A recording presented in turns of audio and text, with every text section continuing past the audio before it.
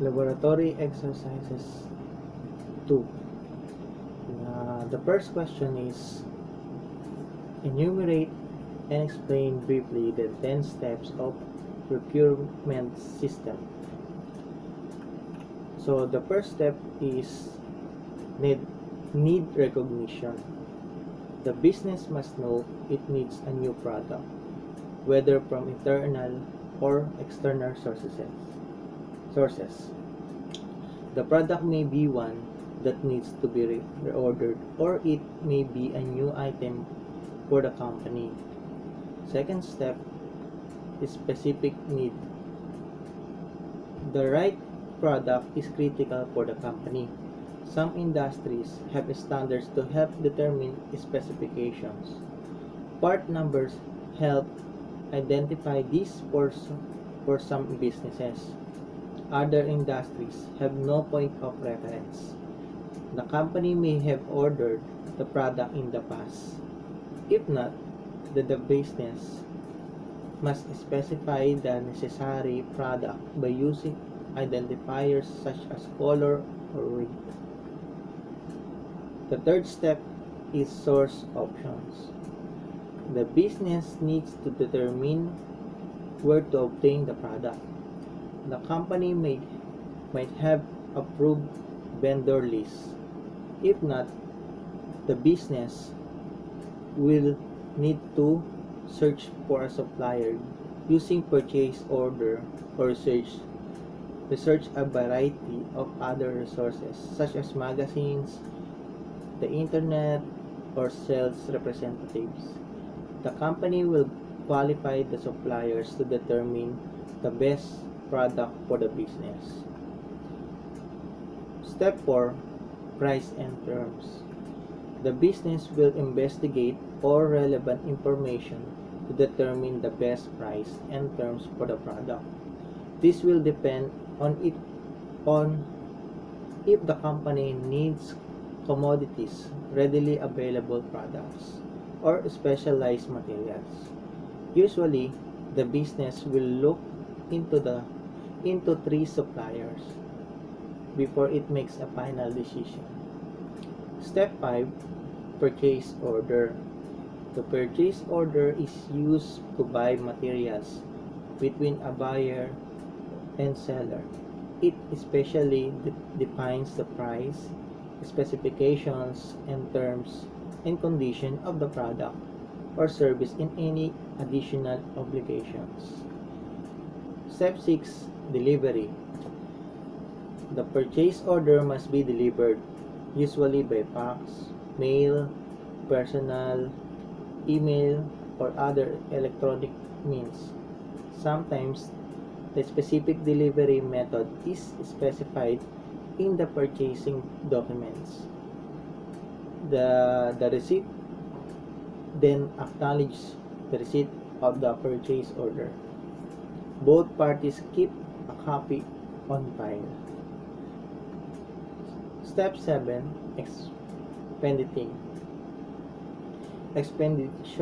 Expedition of the purchase order addresses the timeliness of the service or materials delivered. It becomes especially important if there are any delays. The issues most often noted include payments, dates, delivery times, and work completion.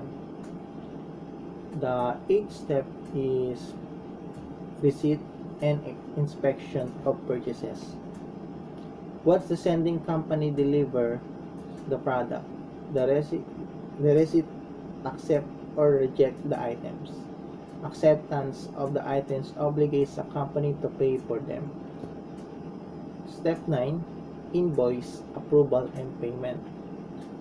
3 documents must match when an invoice requests payment: the invoice itself, the receiving documents, and the original purchase order. The agreement of these documents provides confirmation from both the receiver and supplier. Any discrepancies must be resolved before the receipt pays the bill. Usually, payment is paid in form of cash, check, bank transfers, credit letters, or other types of electronic transfers. And then the last step is record maintenance. In the case of audits, the company must maintain proper records. These include purchase records to verify and tax information and purchase orders to confirm warranty information. Purchase records reference future purchases as well. So the next question is, what are the steps in the supplier evaluation and selection process? So first, I will answer the supplier evaluation. So supplier evaluation, the step one is supplier identification. The first step in the SRM method is supplier identification. The company must sort out and identify all its suppliers to whom they paid invoices over a certain period. The second step is supplier segmentation. This is an important step. The long list of suppliers to whom invoices have been paid must be segmented. Segmentations have to find those suppliers that are capable of contributing to the business strategy. Only this limited number of suppliers are worth the time and effort to build a close relationship and partnership with.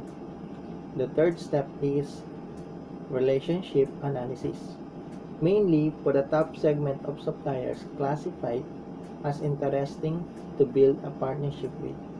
The company must determine the existing relationship type. This is to realize by using the supplier relationship analysis tool.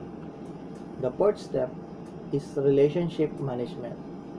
Mainly for the top segment of supplier, the existing relationship type needs to be managed towards the ideal relationship type, which is the leverage core relationship type. And then the last step is evaluation. On a regular basis, the SRM results and lessons learned need to be documented and evaluated. This will lead to a series of recommendations toward a business, like integrating the top segment suppliers for new research and development activities, or proposing to restart step 2, the supplier segmentation.